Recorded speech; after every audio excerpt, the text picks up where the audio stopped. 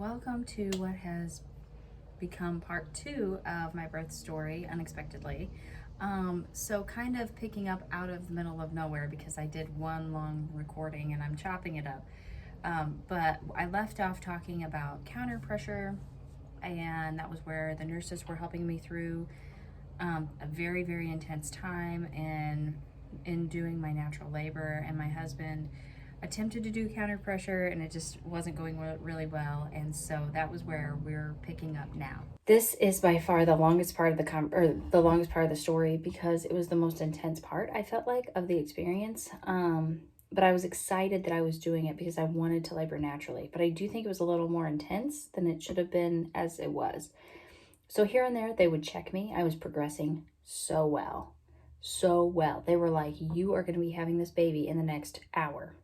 And I'm like, I can do this for an hour. I mean, it was terrible, but I'm like, I can do this for an hour. Yes, I can totally do this for an hour and then push this baby out. I can do this. And then things started to slow down. Like, I was progressing great. And then I got to a 6. And then I was just at a 6. And they kept checking to see where the baby's head was at in correlation with like the cervix. And so what they said is you're at like a -3, -2, -1, and then 0 is when the baby's head is on the cervix, and then +1, +2, and so on. And they said that you will not progress any farther than a 6. You will not progress any farther than where you're at, essentially is what they said, unless this baby's head comes down on the cervix. And they could not figure out why the baby's head was not coming down.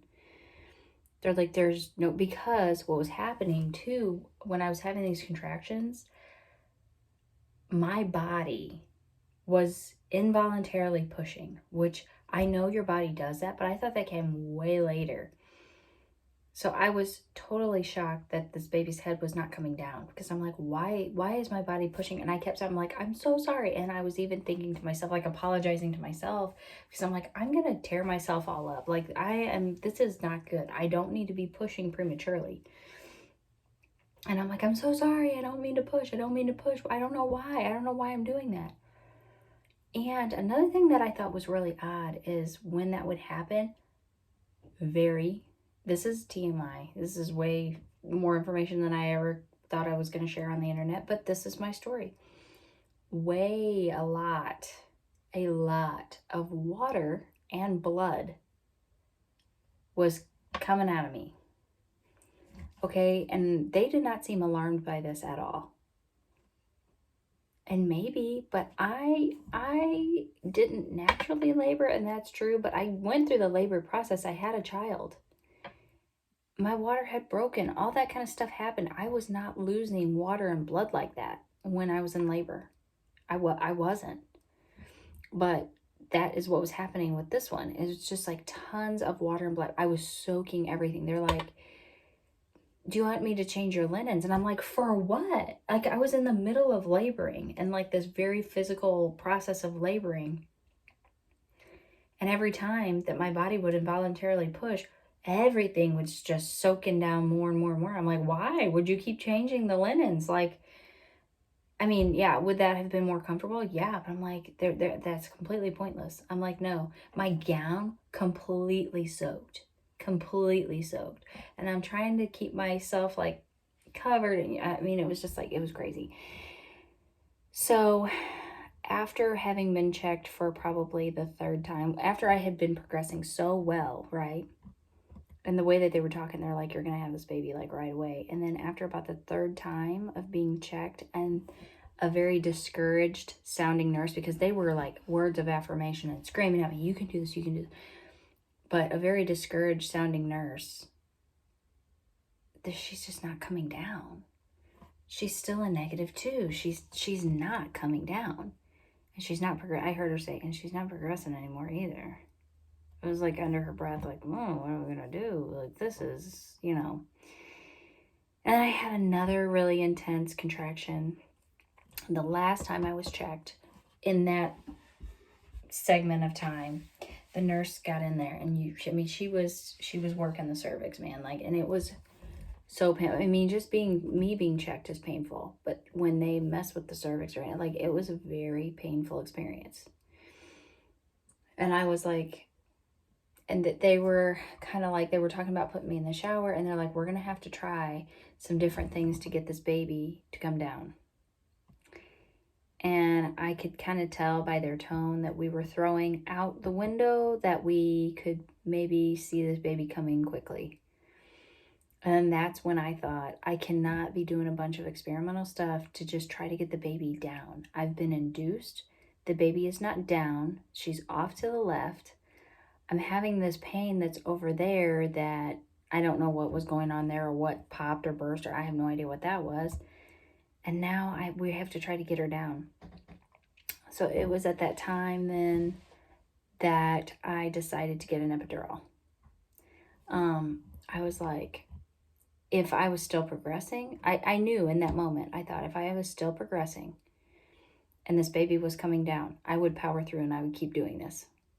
But that's not what's happening. And so I really feel for my best interest that I need to get an epidural.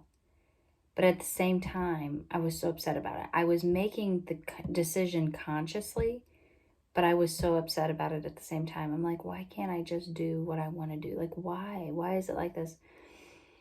And so in one hand, I didn't feel like I was failing, but in this hand, I was upset that it was happening, you know? So I told them, and the nurses were going to ignore my request because a lot of women do that. And they had my birth plan, and they knew that they could get me through it. You know, they were going to try. No, we're going to this. And I'm like, no. I said, this baby is not coming down, is she? And they're like, no.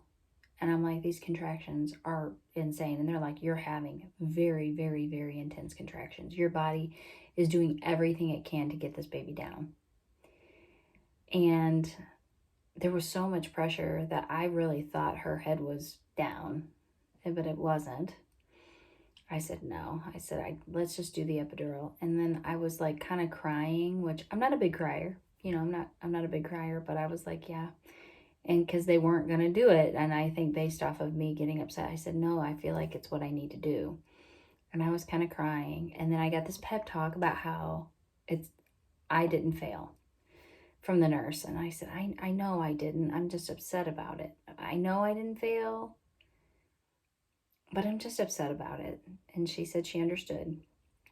They got the guy in there to do the epidural, which is not a fast process. And the epidural itself was not a fast process. Here's the craziest thing. The epidural I got with my toddler was so fast. But apparently that was a very seasoned anesthesiologist. And I got a very cool guy who wanted to like have a conversation, and he knew the guy that did my first one, and he was like, oh yeah, he's a wizard. And I'm like, no joke, I don't know why it's taking you this long to do an epidural. Because you have to be still when you're getting an epidural. And I'm like, so he's gonna fit this in between contractions.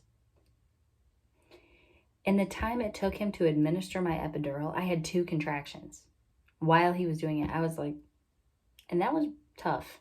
That was very tough. And thank God for that nurse. And I feel sorry for the bruises I put on her arm. I guarantee you I did. I feel so bad because I was trying to like just not move. So I was like grabbing her, and I'm like, she's like, look in my eyes. And I'm like, it's funny because with the first nurse, with my first daughter, she's just like planted my face right here, just like a grandma. She's like, and just like, but with this nurse, she was a great coach. And she's like, grab my arm, squeeze, look in my eyes. So I'm like brow to brow with her. And I'm like trying not to move so I don't get paralyzed for the rest of my life. You know, I mean, let's just, and I'm like, because they were very intense contractions. She's like, you are having some nutso contractions. So I got the epidural. I could not feel anything hardly on my left side, but I could, I can feel my foot and stuff. On the right side, I could feel just about everything.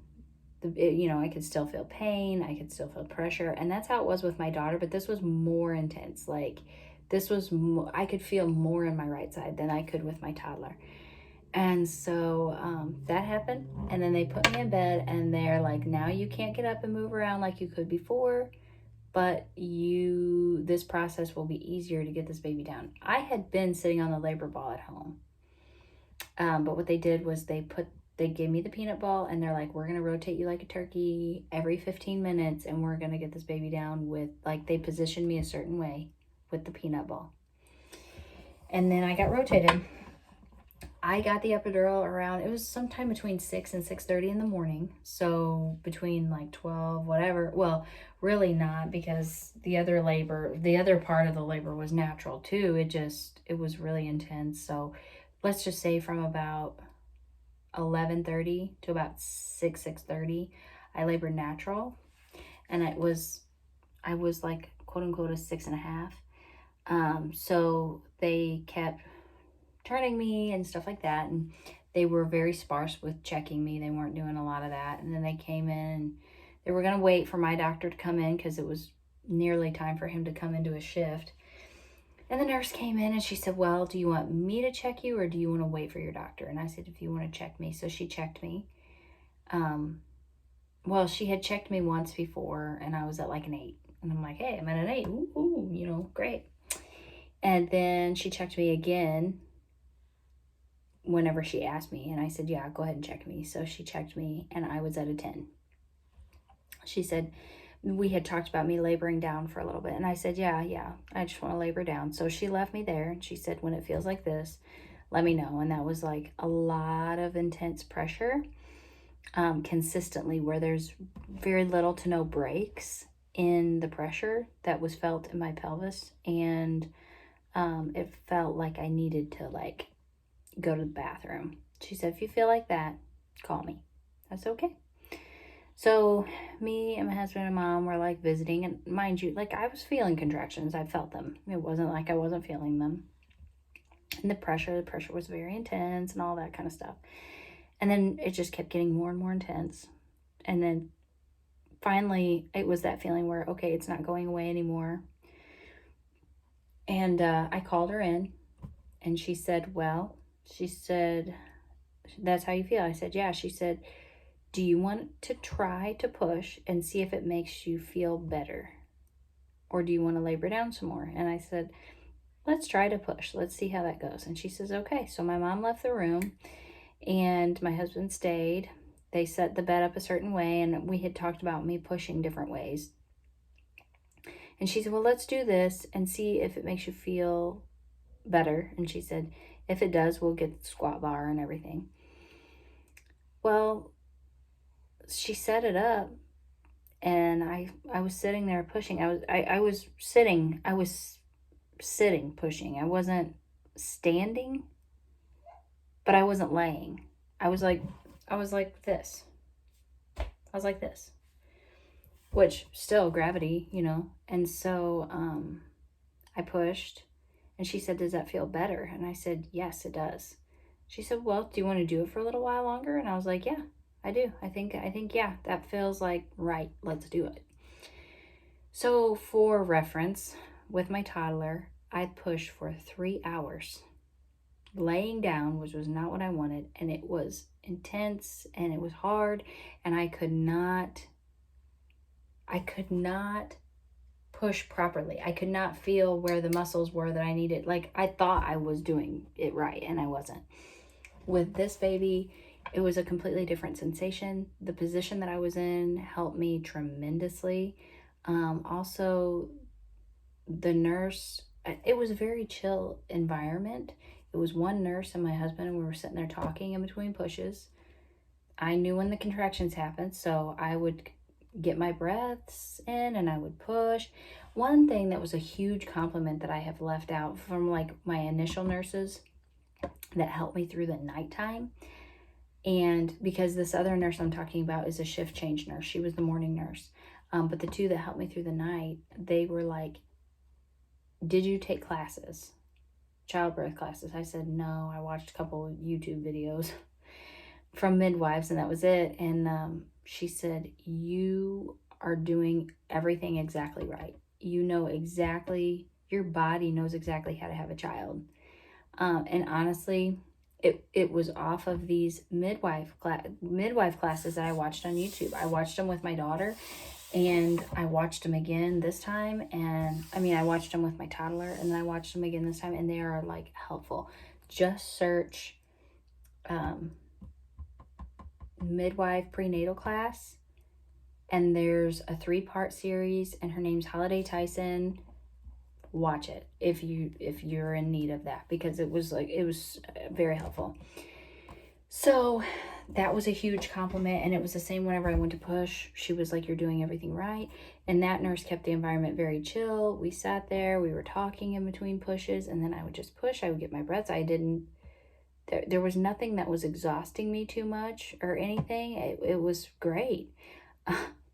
The TV was on and Golden Girls was playing, which I thought was very epic because my daughter came into the world with Golden Girls playing. I thought it was very cute. Anyway, I pushed for about 40 minutes. But before that, I pushed for about 15 minutes. And she was like, "Oh, I can see the hair. She's got tons of hair." And then my husband went around and he looked and he was like, "Whoa, that's a lot of hair." And I'm like, I'm already there. And they're like, "Yeah, laboring down was like amazing for you." And anyway, so I pushed for about 40 minutes. They called my doctor in. I was crowning. He got all set up, and the setup for him to deliver was very impressive. It was night and day different from the other hospital. Like, it was like, wow. Like, it was like, you know what it reminded me of? I felt like I was a car in NASCAR going into the pit. That's what it felt like. The doctor came in and was like, "Whew, okay, all this stuff, change your tires." Like, that's what it felt like. But he came up and he's like, "Okay, push." And I'm starting to push. And this process took a little bit longer than I think it was going to. And here's why. I started to push. How do I say all this tactfully? The next thing that I know, all the nurses, because more nurses came in the room too. There was like a whole team of people that came in, and they're all around me, and there was some over by the table for the baby, and then all these people are here. And oh, I neglected to say, in the middle of the night, I also got a catheter, and the nurse that gave me my catheter was very cool. She was very like chill. She was pretty young. She was very chill. Anyway, she was in the room too, and she was like rooting me on. I liked her. She talked like me. She said like dude and stuff like that. And anyway, so but I'm laying there and I'm pushing, and then the next thing I know, like the nurses like all changed positions. One stayed down by the doctor, and there was all these nurses around me. One was up on the bed with me. And my doctor went from, like he like here doing his thing to like up. He was like up and over me. And I'm like, what is going on? And then I felt his hand was inside of me. And then I felt a finger in like another area. Anyway, it was very uncomfortable. It was very, very, very uncomfortable. So the long story short of that was about a 15-minute process from the time that, because overall I pushed and everybody was out of there. Like, she was born at 10:06 in the morning, and I had started pushing a little after 9. So the entire process was about an hour, which is completely different. Like, that was so much better than what happened with my toddler. But what happened whenever it got really intense in the room, and I just tried to stay focused and just keep pushing like I was, and try not to let this bother me, all this stuff around me. But what happened was, I guess they realized that the baby was sideways. So she was facing my right leg, and her shoulders were up and down instead of side to side. And I heard my doctor say, "I think I can get her. I think I can get her." And they were turning her in me. And it was very uncomfortable. And needless to say, this is why I think it was just like a meant to be thing, that everything happened the way that it did. Because I even wondered, why am I not getting like a growth scan at like 34, 36 weeks? Why am I not getting a growth scan? I think if I would have gotten a growth scan, they would have said I needed a C-section.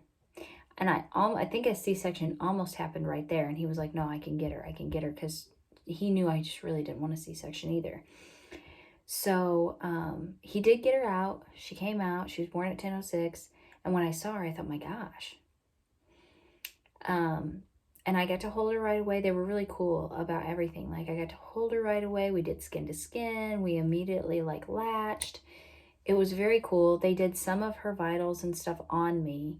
And then I guess there's some stuff that's easier to do off of me. And they asked me if I was cool with them taking her. And, you know, when you're researching, you're doing all that kind of stuff, it's like, no. And everybody's like, advocate for yourself and say no. But like, this team was so amazing.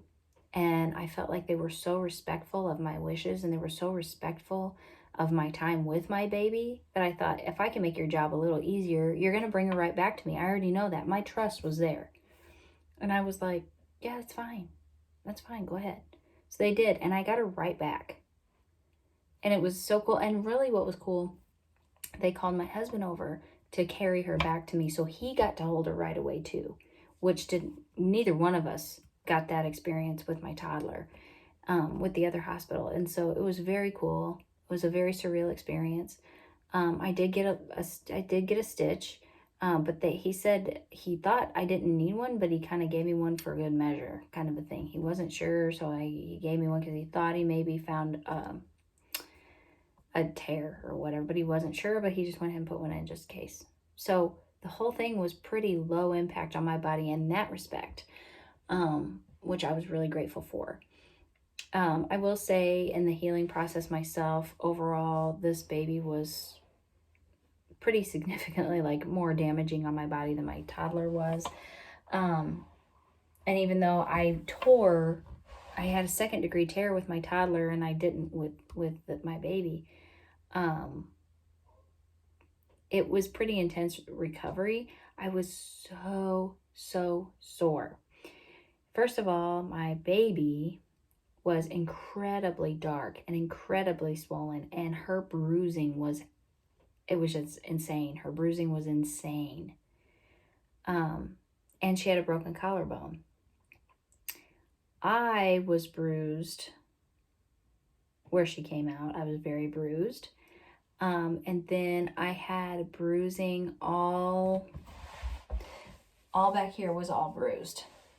And I kept telling everybody, I feel like I've been in a car accident. I feel like I have been in a car accident.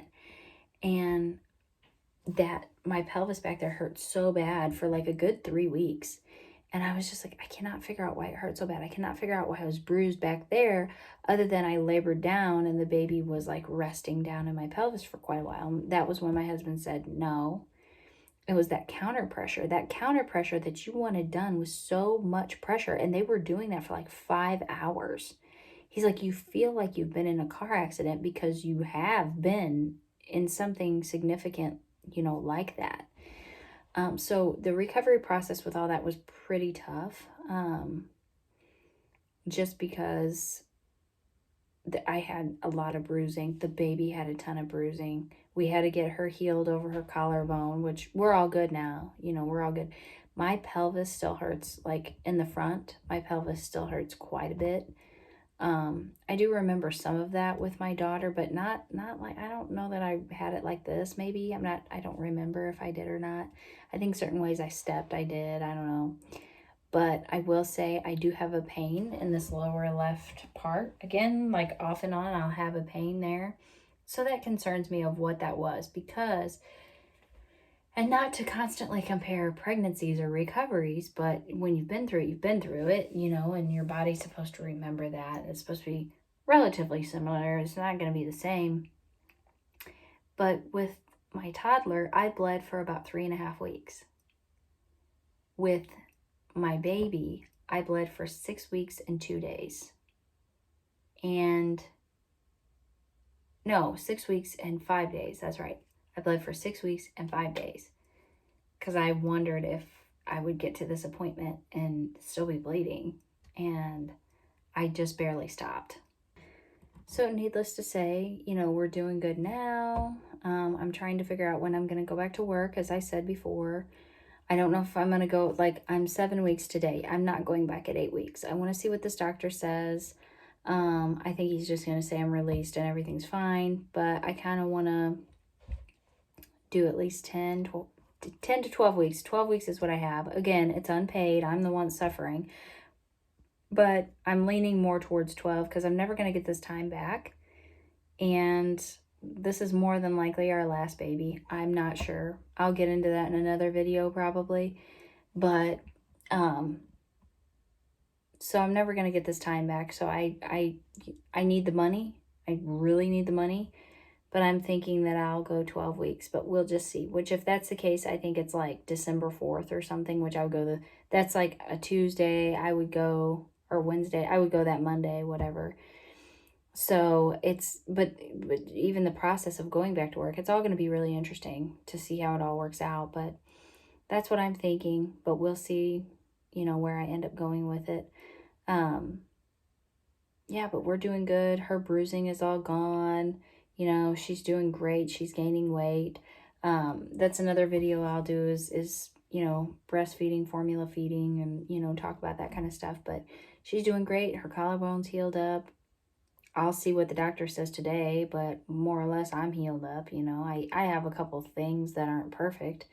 And I do have stretch marks that I didn't have after my first one, and I have weight to lose, and I kind of have like this apron belly thing going on, but I don't know if that's weight or loose skin. I kind of think it's weight, but it's just all gonna take time. I still have a dark line on my belly, and so that's what I said with my toddler is once that dark line is gone, then I know that that's really what I have to work with stomach wise, my body. So right now I'm just trying to shift my diet around and just see if I can drop a few pounds, before the dark line disappears, and just go from there. So I'm glad I got to do this video, because that was pretty much in a nutshell. Like that was the birth story. I have some other things. I kind of want to talk about my hospital experience. Like whenever I was talking about the dead birds, I was going to talk more about my hospital experience. I'll do another video on that because this one's running pretty long. It's going to take me 12 years to upload. So anyway, thank you for joining me. I'll probably do a hospital experience video pretty soon, and I don't know. Yeah, we'll see what comes next. So one thing that I neglected to say in this video is whenever I delivered my daughter, another thing that had happened was the umbilical cord was wrapped around her 4 times, twice around her neck, once like around her shoulders, and then once up under her arms. I don't know the science. I don't know how it works. But kind of what I think was contributing to the whole experience was that she was bound up, pulled up further. That's why she was having a hard time descending. I think that she was, she was off to the left. She was just in a bad position, all the way around, however you want to slice it. But that was just, I had forgotten to mention that part of the birth experience as well. And because it was not really it wasn't really talked about that much. I did hear my doctor say the umbilical cord was around her. My husband is the one that said they had to pull all that off of her, because he was watching. I don't know if that contributes to any of it or not, but it just felt, and I did notice a difference in delivering the placenta between my toddler and the infant. I mean, I felt a difference in the way that it, left my body. So I don't know. I don't know if that plays a part in it or not. But anyway, this concludes my part 2 of my birth story. Again, I'm gonna do like a hospital experience video later, but this is my birth story. This is my experience. And overall, I can say that I have had a lot of trauma surrounding my birth of my toddler, even though I didn't do any of that naturally, and it wasn't as like intense in that respect as it was this time. I have no trauma over delivering this baby. None. I feel great about the experience that I had. So yeah, I mean, that concludes it. That's it. That's my story. It's a wrap. Thank you for joining me, and I'll see you next time. Bye.